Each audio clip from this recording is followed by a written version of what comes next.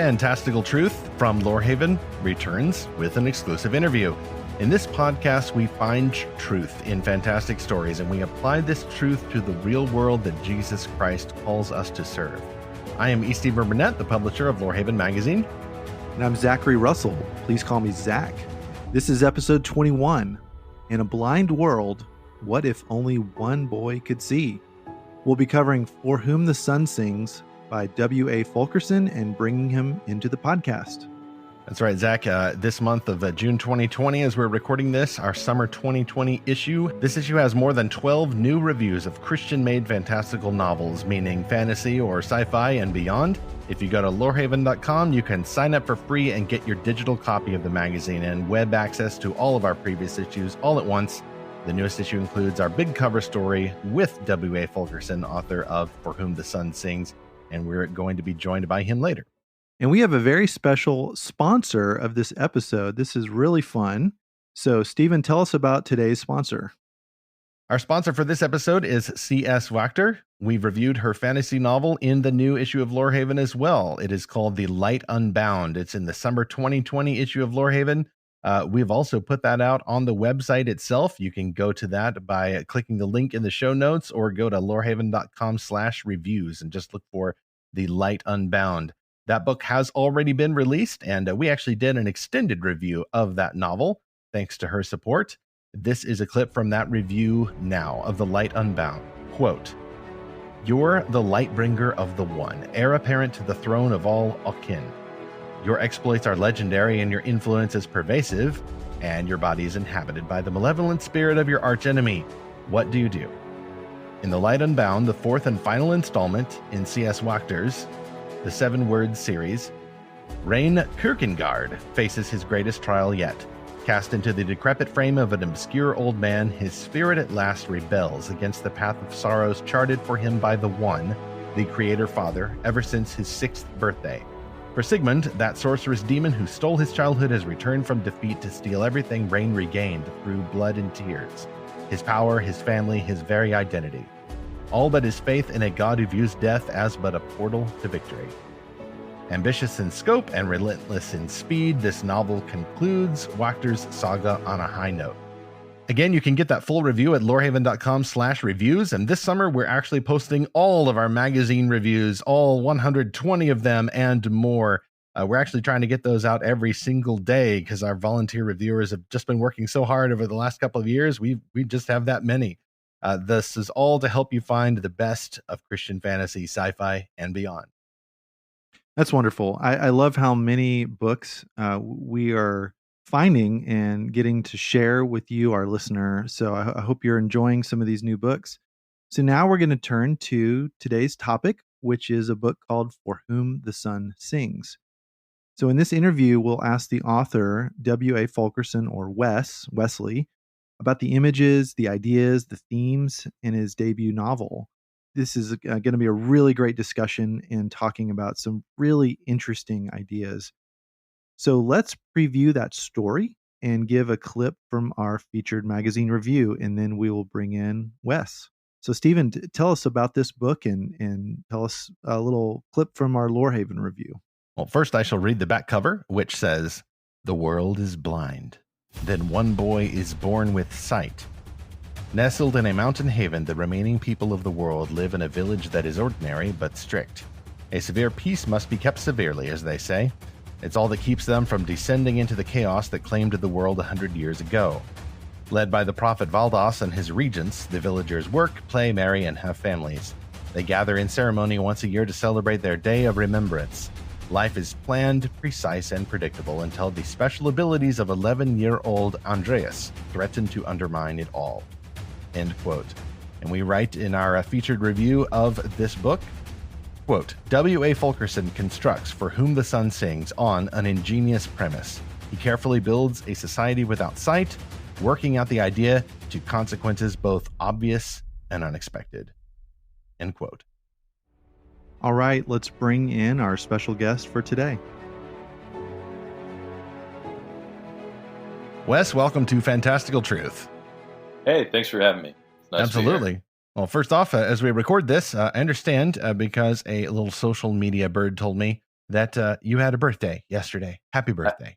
Thank you very much. Yeah, 29. Well, I wasn't going to ask the age, of course, but I also understand someone special to you will be having a first birthday. Yes? Yeah, definitely. We're expecting our second child. We've got a little girl coming any day now. I might leave in the middle of this interview. We don't. All right. It could happen at any moment. In that case, we'll just keep the audio, because I don't think I've ever heard a podcast where someone just runs out the middle and like, oh, I'm sorry. We had an important life event arise, and it's captured here live for everyone to appreciate. Or, Wes, if you want to take, the phone with you, and then, we'll just listen to the birth, and there we go. Yeah. I'm sure that would be It's a like podcast a live first. experience. It's a little bit off brand, a little bit more realistic content than I'm not sure our listeners would be ready for, or even I would be ready for. I'm sure my wife would love that. Just having a live feed in the hospital there. That would be a first. That would be first of its kind. Very fantastical story. Yeah.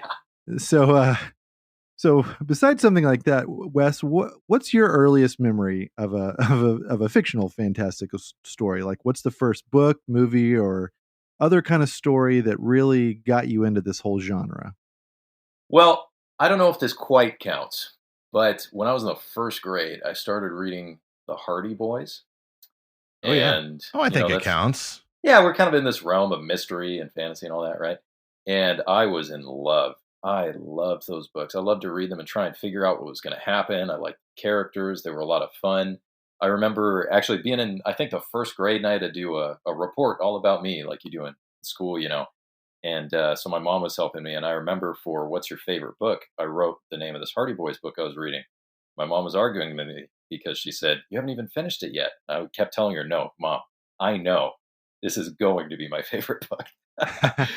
So I read those for a lot of years. By the time I was, maybe 9 years old, I started getting into the Lord of the Rings, and, it was fantasy and sci-fi for me ever since then. So from the age of 9, you got into Middle-earth universe. Mm-hmm. Some fan out there will probably want to beat that age, but I think 9 years old, that's a pretty well prodigy territory there. Well, we had a really great librarian at the school that I went to. She, would really spur us on to reading good literature. And she encouraged me and a few friends to read The Hobbit. We're 9 years old or whatever, and we'd never heard of it. And so it was really neat because to us, it was like this secret thing that nobody had ever read before, which of course isn't true.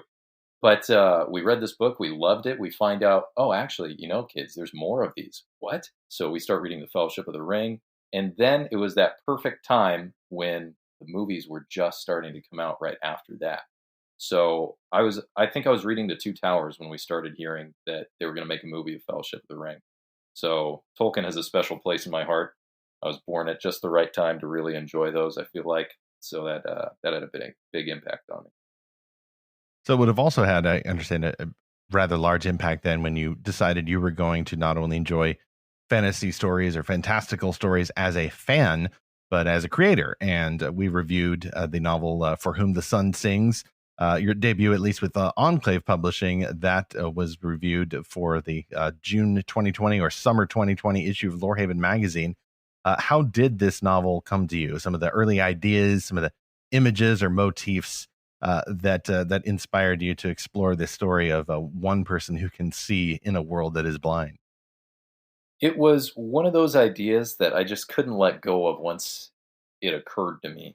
So I think I'm like most writers. I tend to ruminate on things. You wander around with a blank look on your face, but I promise there's brain activity going on. And I started thinking about this expression one time. It says that in the land of the blind, the one-eyed man is king.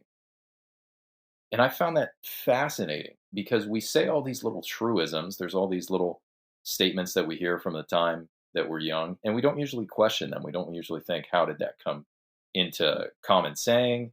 Why do we say this? But I just got thinking, what is the land of the blind? Why in the world is there a land of the blind? What would that look like? What does it mean? And I loved that idea. And so as I just kept ruminating on that, I was trying to answer those questions. A lot of my writing comes from going down these rabbit trails of asking questions. So why is there a land of the blind? Well, this is why. How did they get there? This is why. And it snowballed until it turned into the novel that we have today. That's wonderful. So it's a fantasy story. What other kind of genres are mixed into this, or what other kind of genres have sort of informed this in this story world? I think a little bit of those early days of loving mysteries find their way in as well. I still read some mysteries here and there. I think there's some suspense thriller aspects to it as well. Well, in our review, we said, quote, the novel appears at first to be pitched to a middle grade audience with its 11-year-old protagonist and its skillful but not elaborate style. Then brief and strong content pushes the novel toward older readers, end quote. So I'm curious, what thoughts do you have about the idea of novels for grown-ups or at least older readers that just happen to feature heroes who are children? There's this idea if the main character is a child or an older child, oh, this has got to be a book for children, right? But from the Chronicles of Narnia onward, I guess this is a leading question, really, because that just is not often the case. Well, you're leading me in the right direction, so I don't mind. No, I completely agree with you. I think that I'm somebody who likes to read a lot of older material. I love to read John Donne. I love to read Lord Byron. Uh, you know, a lot of the old traditional literature classics. And something that's really interesting and novel about the modern age is the fact that we stratify our culture. And that really has not always been the case in the human experience. You think about Kipling writing Kim, right? Or to take a more modern example, we have Orson Scott Card writing Ender's Game. So these are books that are about a child, but they're not necessarily only for children. I think there's something in them that appeals to children because we like to identify with the main character, and a child can put themselves in those shoes very easily, so they tend to enjoy them. But I think there's a lot of depth there as well for adults to enjoy. So yeah, I don't think that it excludes anybody. It is classified as a young adult novel, but so far we've seen a pretty wide age range of enjoyment, and that makes me happy because that's really the sort of thing that I like to write. I can totally relate to that. The stories that have children, but it is a way for an adult to sort of almost explore other aspects of your own childhood, um, or just adolescence, or just kind of your past in a way. So what would you say is like the mood of this story? I would say that the mood changes as the book progresses. I think that you very much are on a journey with this sort of fish out of water character. And so for the beginning of the book, it is this sort of innocent, you just accept life as it is sort of a mood, right? Andreas, the main character, very much feels like an outsider, and you partake of that with him. But as the book progresses, I think it starts to feel a bit more sinister and more intriguing, sort of more like that suspense or thriller So, Wes, I'm book we were curious, talking about. especially when you start with that catchphrase of "In the land of the blind, the one-eyed man is king." What I want to do, at least having a Christian background, is instantly jump to, oh, this is allegory. Blind equals unsaved. And if you can see, that means saved, and then suddenly, not to dismiss the power of allegory wherever it does appear, but suddenly, like my brain, despite myself, wants to say, oh, this is an allegory, and therefore the value of the story is in the allegory. I just wanted to run that past you and get your thoughts, and of course, any pushback against that idea. Sure. I think that it ends up being broader than that. So I'm not going to say that that is not a part of it, but even the dedication of the book, it says at the beginning, for anyone who has ever felt like they were alone in knowing the truth. Mm, And so I think this is a pretty broad and universal feeling, and that's the right word. It's a feeling as well. And so the book, I think, does have some allegorical truth, but I didn't write it as an allegory. I right. think as you read it, you're going to experience a lot of emotion. And that's, I think, a hallmark of an actual story, because we have all felt this way deep inside, like you're taking crazy pills and something is so apparent to you, but other people just aren't picking up on it. There's no way you can convince them of what's so clear to you. So I think the emotion of it uh, helps make it a little more multifaceted. Isn't it Dostoevsky? I don't know how to say it right. Isn't it Dostoevsky who has a story called The Idiot about Hmm. someone that knows the truth but no one else does? Yeah, I believe so. My Dostoevsky is unfortunately, as of yet, incomplete. Crime and Punishment and the Brothers Karamazov are the only major works I've gotten through at this point. But I believe that's what The Idiot's about. Yeah. Yeah. So what would you say are some of the other themes, again, without spoilers, but what would you say are the other sorts of kind of emotional resonances or just ideas that you're playing around with the story? Sure. Well, one of the constant motifs is just this idea of feeling like an outsider. I think now more than ever in this time and place, you have an awful lot of people who just feel like they're different than everyone else, that they have trouble relating, and the subsequent consequences that that has on their heart and their way of looking at the world. So I'd say walking through that is a pretty constant motif throughout the book, as well as it really takes a hard look at what it means to affect change. And it's I think, a more realistic look than we tend to like to take. The idea is to not be a blind optimist and to really deal honestly with the hardship and the difficulty and the confusing parts of life.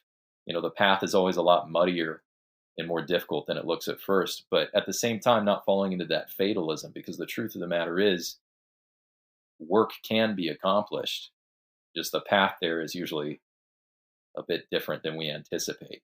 So it takes a real look at what it actually costs to effect a breakthrough, and that's a big motif of the book. Zach and I were talking a few episodes ago about the fact that Christians sometimes have to remember that we are going to be or come across as a little crazy, especially in the face of folks who may be members of competing religions or other trends who are feeling their oats and feeling the wind at their back and will say things like, "We are inevitable. We are the future. You are part of the past. Just clear off right now. Thank you very much." And we are going to we are destiny, and which in some contexts, especially in social media, when people are a little ruder than usual, can sound like the boast of a villain. You have already won, a lost hero. I have won.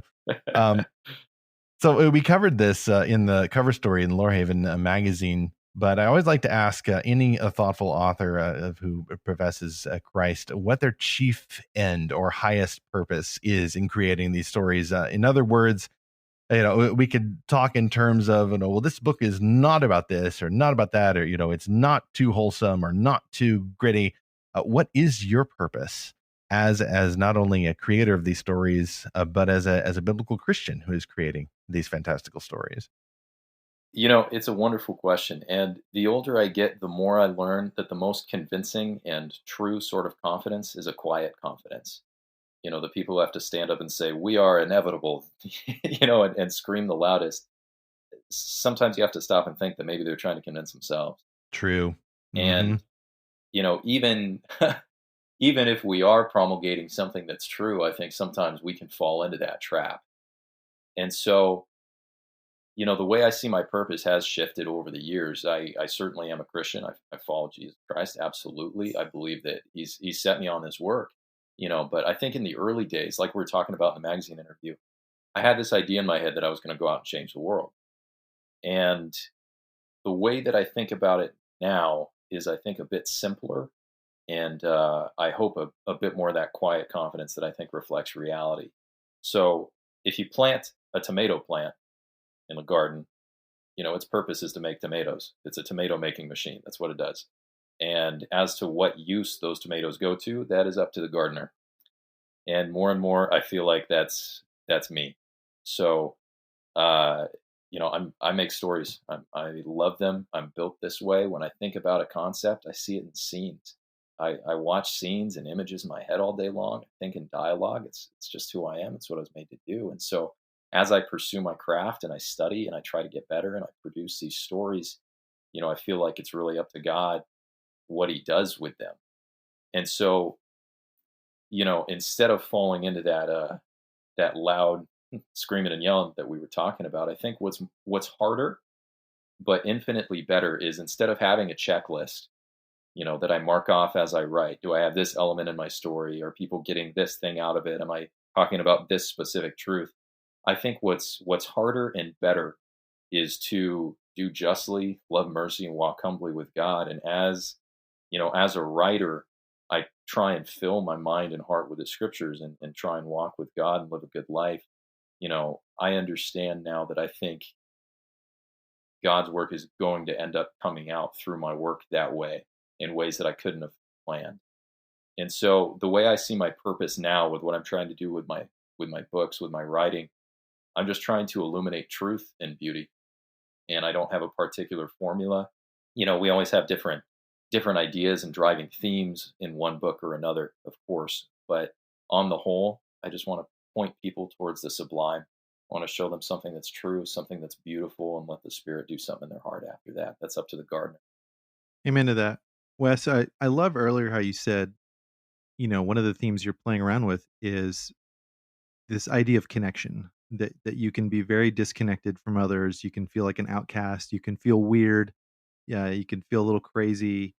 And, how you're showing that through the gospel, that need is met. And that's a very deep need that everyone can relate to. I still remember the movie Contact from the mid-90s, where Matthew McConaughey's character, which I can't do an impression of, Stephen probably could do a better impression of, even though I'm a native Texan, but he makes this point of, in like a TV interview or something, he's Palmer Joss, the character, says, we're more connected than ever, but we feel more lonely than ever. And this was before this was like dial-up internet days, and so it was just like, what are you talking about? And he mentioned shopping online. This is way before social media. And I just remember thinking of that and like, that's not true. Come on. Like, once the internet is like super fast and we can spend all of our time connected to others, there's no way we'll feel alone. And yet here we are in 2020, and I think we've all seen how the constant connectivity, can make us feel very fractured and just very tribalized and just very polarized. And so it's opened up this need in a lot of people, that and the gospel can fill that. So I just want to ask you, like, what you talked about your own faith. What are some ways that Christ, the gospel, has met a certain need for you in your life? I agree with you what you said. I do think that we're in this age where we're more connected than ever, and yet so many people feel so alone. As the great philosopher Jack Mannequin once said, dark blue, have you ever felt alone in a crowded room? I'm not familiar with that particular. Yeah, it was a pretty franchise? Obscure reference. It was okay. It was Thank you, because wow. I was feeling very homeschooled here. That's cool. I actually didn't know if it was meant to be serious or meant as a joke, because I just didn't know the person. So I didn't Zack want to. is a total Austin hipster. I just assumed that he knew what it was. I didn't want to laugh if it was supposed to be serious. Hanging out with the boys at the record stores. So that's downtown. a swing and a miss. All right, yeah. So question was, okay, how has the gospel fulfilled that need? Okay, great. I'm with you. I do think that loneliness is an epidemic in this culture and in this time. I think it's something that pretty much, well, I'll say the vast majority of the population can agree with. Just because there's a lot of people around, or that you can be on social media all the time, doesn't mean that those deepest needs of our heart are really met. And I think part of the reason is we just don't understand what we're for. So, I'm friends with Bill and Pam Farrell. They're authors and speakers. They write a lot of really wonderful books. And one of the things they say when they're talking to people who are having relationship difficulties, they say there's such a thing as a line in your life. And when you're above the line, even when you have difficulties, pretty much everything is good. And when you're below the line, everything sets you off. Everything is terrible. Everything is the end of the world. And so I think in the human heart, when we don't know what we're for, when we don't know what our position is, everything's wrong. And we're not really going to feel like we're able to connect to people very well. Not necessarily just because we're having difficulty connecting, but because we have a deeper issue. We don't know what we're for. We don't know what our position is. And human beings, I think, are purpose craving individuals. I think that everyone ultimately is a worshiper of something. And I think the gospel fills that need, because all of a sudden you understand what your purpose is, right? And I even think that's the difference between a church that is teaching in a mature fashion versus a church that's teaching a watered down gospel is you understand the purpose that God has for your life. You understand your position. So once you understand who you are, all of a sudden you can relate with others. The Bible says we love because he loved us first.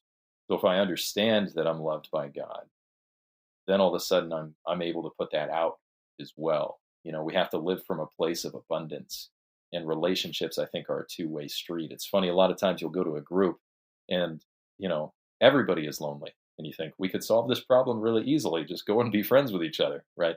But to a certain degree, I think you can't give what you haven't received.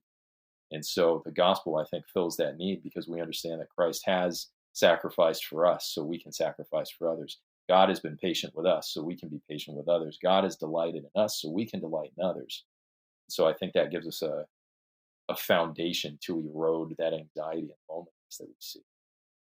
In light of Christ's life and sacrifice and resurrection, it does take risk as Christians to get over some of our own blindness and get over some of other people's craziness and get together and get to know one another and build those relationships. And some of that, of course, can be helped by stories.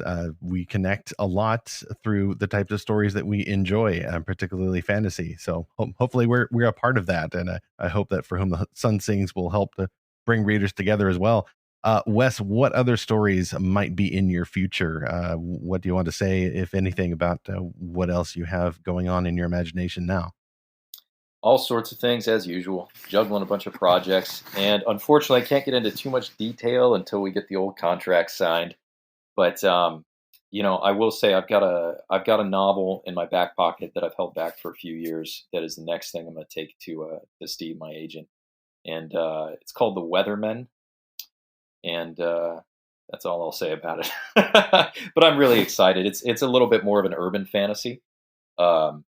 And I've got another trilogy that I'm working on right now that is more epic fantasy.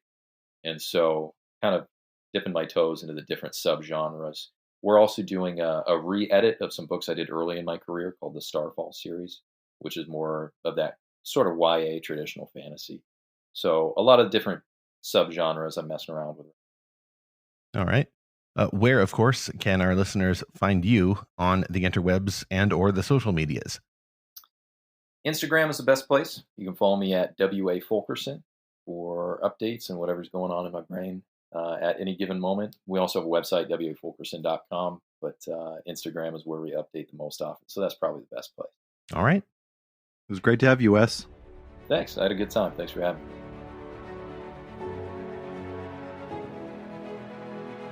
Okay, that was so fun hearing from W.A. Fulkerson. Now we're going to turn to our Fantastic Fans segment. This is where we hear from you, the listener, on your feedback, whatever it is, to our episodes. And we have a YouTube channel, and most of y'all listen through a podcast app, but we also have all of this content on YouTube, which is a little bit easier to listen to. Like if you have a smart TV or some kind of Alexa device. And by the way, I hope I just triggered all the Alexas in your house just for fun. So you can go to YouTube and just search for Lorehaven or Fantastical Truth and find all these episodes. So someone named Aaron left us a comment on episode 5 on the YouTube channel. And episode 5 was What Harm Are the Witcher and Other Shows Doing to Their People? And that was our interview with Jason Moorhead, who writes for Opus Zine. Aaron's comment is, quote, I was disappointed in the Witcher series as well. They had so much potential for more imagination, but in place of that, they pandered us with pointless sex scenes. The Lord of the Rings was way more successful and without a single nude scene. I hope the second season will get it right. Haven't given up yet, end quote. Aaron, thank you so much for your comment. I'm so glad our episode about this gave you some good food for thought. And I totally relate to that so often what we see in movies and shows is just a failure of imagination. But next on Fantastical Truth, we are going to talk about a really fun topic that has been in the works for a number of months now. We are going to be talking about aliens and UFOs and a lot of things that have been in the news, a lot of stories related to aliens, a lot of real life encounters with UFOs. And this is going to get really interesting, Stephen. Aliens. Yes. Audiences love aliens. Oh, snap. Aliens. Aliens from space. Ancient aliens. That's right. I'm not I saying don't it's know. aliens. Therefore, aliens. Or the Christian version, which I have actually adapted into meme form. I don't know. Therefore, demons. I don't know. Therefore, Nephilim. Hey, we may actually talk about Nephilim here. It's everyone knows. It's my favorite topic. That's all the Bible is about, is Nephilim, Nephilim, Nephilim. All that stuff about Jesus and the cross and salvation and death and resurrection. The new heavens and new earth. Psh, it's all about the Nephilim and the aliens, baby. Okay, can you tell I'm a little skeptical about this topic? So this is going to be a fascinating discussion for sure, because Zack has been hitting the books. He's been delving into the warehouse full of the Ark of the Covenant and all these artifacts and the crystal skulls, all of that stuff. He's got on his tin foil. We are so ready for this. All the way. Yeah. So let's see them aliens. Yeah, so for you, our listener, I have taken a very serious approach to this topic because I really want to get to the bottom of what everyone is saying about it, what everyone thinks about this topic. Why do people believe in UFOs? Why do people think? And by the way, we're talking about some very recent stuff that has been very high profile in the news. And so I really wanted to get to the bottom of it and take a very meticulous approach to it. So, we're going to treat this topic as seriously as we can. We're obviously going to give our own feedback and opinions and try to offer a Christian worldview. But hey, there are a lot of different Christian perspectives on this as well. So I want you to join us and send us your thoughts about this, but we will see you next time on that episode. Until then, even if everyone around you is born blind, can't see the light, keep chasing the light, and thank God for whatever ways that he has revealed his light to you as we continue to seek and find fantastical truth.